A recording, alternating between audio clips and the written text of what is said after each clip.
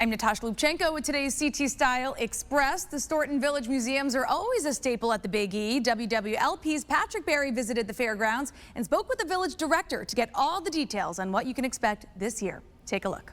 The Big E has one special place. It's called Storrowton Village. There is so much to do and see here, and it's a great place to relax.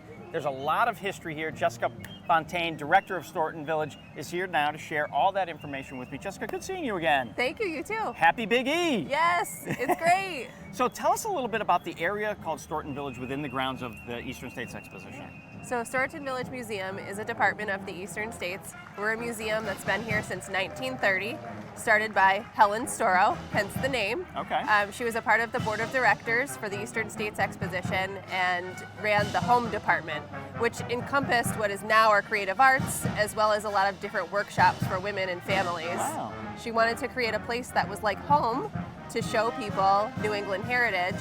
It started with one building and expanded to 9, and today we have 6 buildings that still are museum spaces and others that are used as retail as well as restaurant space. Let's talk about some of those spaces that are museum spaces. What can visitors find in those spaces? We have amazing things in those spaces.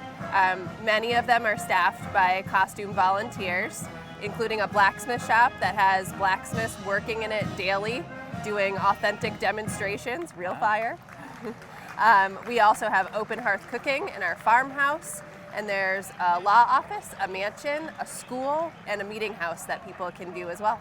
Now, are these 9 buildings, are they replicas? Are they originals? Tell me about it. These are all original buildings moved from different places around New Hampshire and Massachusetts. So they were all moved here between 1927 and 1930. So not long after the park opened, which was, I believe, 1916. Correct, yes. That is wonderful. Now, along the grounds here, you've got a gazebo, old school downtown area. What happens under the gazebo and on the lawn? So our green, which all of our buildings surround, is sacred space. That's one of the few spaces you'll find on the fairgrounds that is open, green, people can come and relax. There's also entertainment on the gazebo 3 times a day, every day of the fair. It's different acts throughout the fair, so depending on when you come, you might see something different. We also have village demonstrators, original trade demonstrators that are around the green too. Now, when you say village demonstrators, what are they demonstrating? We have a tinsmith, we have a woodworker, we have a 21st century glass blower, as well as a broom maker. That sounds fantastic. And is this free and open to the public, or is this an additional ticket guests need to purchase? So there's no additional cost to come to the museum during the fair. We have one event that we're running that is an additional ticketed cost, which is a ghost tour through our museum at the end of the fair. Very nice. Tell me a little bit about the ghost tour. So we've had a number of paranormal investigators come into our buildings and explore what may or may not live here besides us. And we have some information that our staff and volunteers share about some unexplained experiences throughout our museum buildings. Wonderful. So kind of creepy, come, but wonderful. Yeah, it's a different way to look at the museum, for exactly. sure. So the grounds, the buildings, are they open each and every day the same hours as the rest of the park? Yes, we are open 10 a.m. to 9 p.m. daily. Fantastic. This is such a wonderful place. Over to our side, we have the glass blower. Tell me a little bit about the glass blower, because he seems to be the hot, pardon the pun, the hot attraction.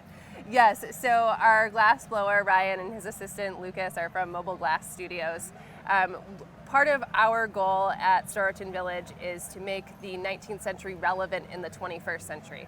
So pairing Ryan with our 19th century costumed trade demonstrators really shares that bridge for people to understand what it used to look like and what people are still doing in modern day related to trades. So glass blowing has been around far before the 19th century, but it was a 19th century necessity. So Ryan does talk about the history, but he does it from a 21st century perspective.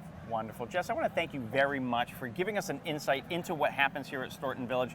Folks, come on down and check it out. It's in the main campus of the Eastern States Exposition. Your entrance into the fair, as you heard, gets you into this lovely area. Thanks, Jess. Thank you.